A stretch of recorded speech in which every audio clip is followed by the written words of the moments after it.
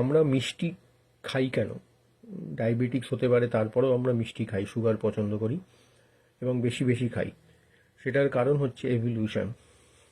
যখন থেকে Homo erectus, তারপরে হোমোসেপিয়ান্স, এরা পৃথিবীতে তাদের এভলিউশন হচ্ছে, সেই এভলিউশনে যখন আমরা ফল শনাক্ত করে খাওয়া শুরু করলাম, ফল শনাক্তকরণের উপায় ছিল সেটা হচ্ছে রসালো হতে হবে, মিষ্টি হতে হবে বা সুস্বাদু হতে হবে।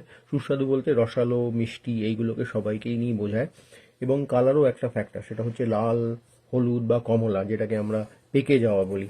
সেই ধরনের ফল যখন খাওয়া শুরু করলো এবং তাদের শনাক্তকরণের এইটাই হচ্ছে তিনটি উপায়, বেসিক উপায়। তখন তো তার মানুষের কাছে অত কেমিস্ট্রি ছিল না যে বিশ্লেষণ করে বুঝবে যে সেখানে কতটা সুক্রোজ আছে, ফ্রুক্টোজ আছে বা গ্লুকোজ আছে, ফ্যাট আছে বা অন্য কিছু। তো তাদের কাছে এইগুলোই হচ্ছে বেসিক মাপার, পরিমাপ করার ব্যবস্থা ছিল যে সেই ফলটা ভালো কিনা। সুতরাং ভালো ফল হওয়ার মানে, ফল মানে ফ্রুটসের কথা বলছি, সেটার উপায় হচ্ছে, সেটা হচ্ছে মিষ্টি হতে হবে বা হলদে, লাল বা কমল এই রঙের হতে হবে। এইগুলোই। তেতো, কাঁচা, কষ্টি এসব ফল কেউ পছন্দ করতো না। তো ভালো ফল চিহ্নিত করার একটা উপায় হচ্ছে এই মিষ্টিটা। সেই মিষ্টিটা আমাদের ব্রেনে, আমাদের আমাদের শরীরের মধ্যে এই মিষ্টি মানেই কোনো একটা জিনিস ভালো হতে হবে, সেটা এভলিউশনের মাধ্যমে আমরা কিন্তু অ্যাডাপ্ট করে ফেলেছি। এই জন্য আজও আমরা এত কিছু জানার পর মিষ্টির প্রতি আমাদের একটি দুর্বলতা রয়ে গেছে বা কেভিংস রয়ে গেছে।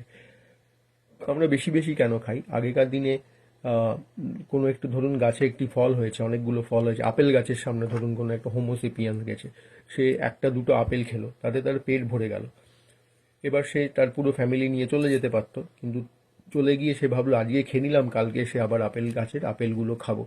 কিন্তু হতে পারে সেখানে একদল বানর ছিল বা বেবুন ছিল বা শিম্পাঞ্জি ছিল, তারা এসে ওই গাছটার উপর হামড়ে পড়লো এবং সব ফল খেয়ে নিল। সুতরাং পরের দিন যখন সে আবার হোমোসেপিয়ান্স আরও কয়েকজন মিলে আসলো, সে দেখলো গাছটায় কোনো ফল নেই। যেহেতু তখনকার সঞ্চয় করার কোনো ব্যবস্থা ছিল না, সুতরাং এই বেশি বেশি খাওয়াটাই সঞ্চয়ের একটা উপায় হয়ে দাঁড়ালো।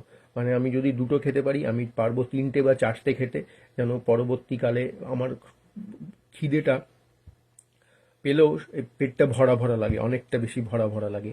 এই জন্য আদিম যুগে মানুষ বেশি বেশি খেত, যেহেতু তখন সঞ্চয়ের কোনো উপায় ছিল না। তো এই মিষ্টি এবং বেশি বেশি খাওয়া, সে বেশি বেশি খাওয়া, ওবেসিটি এখনও আমাদের রয়ে গেছে। এখন আমরা যদিও জানি আমাদের কম খেতে হবে, কিন্তু তাও আমরা বেশি বেশি খেয়ে ফেলি। এটা আমরা চাইছি বলেই খাচ্ছি না। আমাদের যে এভলিউশনের মাধ্যমে আমাদের বডি সাইকোলজি এটাকে অ্যাডাপ্ট করে ফেলেছে। আমরা মডার্ন সায়েন্স জানলাম 200-300 বছর আগে। তার আগে এই ফ্রুক্টোজ বেশি খেলে কি হবে, আমাদের সুগার বেড়ে যাবে, পরে অসুবিধা হবে, এগুলো খুবই খুবই আধুনিক বিজ্ঞান আমাদের কাছে এনে দিয়েছে। কিন্তু আমাদের বডি কেমিস্ট্রি বা বডি সায়েন্স, যেটা প্রায় 3 মিলিয়ন থেকে 6 মিলিয়ন ইয়ার্স বছর ধরে একটা এভলিউশনের মধ্যে আমরা চলেছি, তার কাছে এই নতুন সায়েন্সগুলো খুবই নতুন। সেই জন্য আমাদের বডি আজও জানাশোনা সত্ত্বেও আমরা বেশি বেশি মিষ্টি কনজিউম করি এবং বেশি বেশি খাবার আমাদের মধ্যে একটা কেভিং বা লালসা বা প্রবণতা থেকে যায়।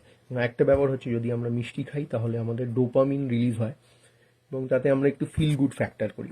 এবং এই ব্যাপারটা যারা অ্যাড কোম্পানি আছে, ফুড অ্যাড কোম্পানি আছে, তারা এটাকে কাজে লাগায়। আপনারা দেখবেন যখন কোনো পিজার অ্যাড দেওয়া হচ্ছে বা বার্গারের অ্যাড দেওয়া হচ্ছে, তখন দেখা যাচ্ছে পিজার মধ্যে কতগুলো লাল টপিংস রয়েছে, বা ওগুলো আঙুর না কি হবে, কিছু একটা হবে, সেগুলো দেওয়া হয়েছে। সে কালো দেয় না, কিন্তু সে লাল লাল কিছু দিয়ে থাকে। তারপরে চিজগুলো দেখা হচ্ছে ওর মধ্যে থেকে চিজগুলো এমনি এমনি করে ছিঁড়ে যাচ্ছে। এগুলোতে দেখে আমাদের মধ্যে কেভিংস বাড়ানো হচ্ছে, যারা বেশি বেশি খায়।